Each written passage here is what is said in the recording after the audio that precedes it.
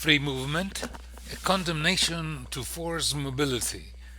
The hypocritical praise of mass immigration by the neo-feudal elite and its orators cannot be explained solely by the kind of reserve industrial army that migrants constitute, thus lowering the cost of labor and increasing the weakness of the labor force. Next to this motive, there is another: the new anthropological profile, coessential in the age of indefinite precariousness,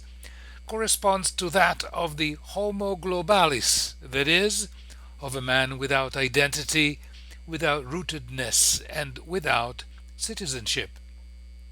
which is, at the same time, the Homo migrans, deterritorialized, stateless, and uprooted, always ready, suitcase at hand, to roam around, following the processes of relocation and volatilizations of capital. Given that, in a regime of precariousness, every project and every employment have fixed time limits, the subject must learn how to detach himself from everything, abandoning not only the ideals of affective stability and stability of labor, but, more generally, detaching himself from the sphere of ethics of Hegelian memory.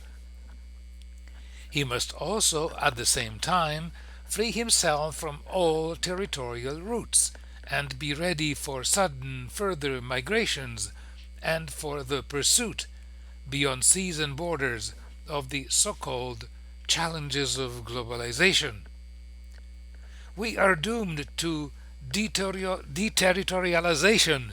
dissolved among the plebs, multitudinous, colorful, and rooted out of the post-national.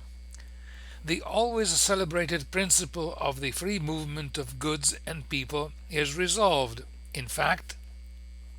in the condemnation of the deterritorialization for all the peoples of the world, dissolved in the multitudinous, rootless, and colorful plebs, rooted out in turn from the post-national homines migrantes. In other words, the falsely emancipatory abstraction of free movement is reversed and becomes the actual de-emancipatory concreteness of coercion to a permanent mobility, of which the condition of flexibility is a fundamental correlate. For international investors and for the architects of globalization, human beings are essentially goods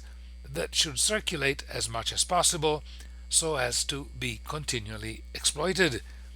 Exploitation linked to the requirements dictated by the flux of the market and, in particular,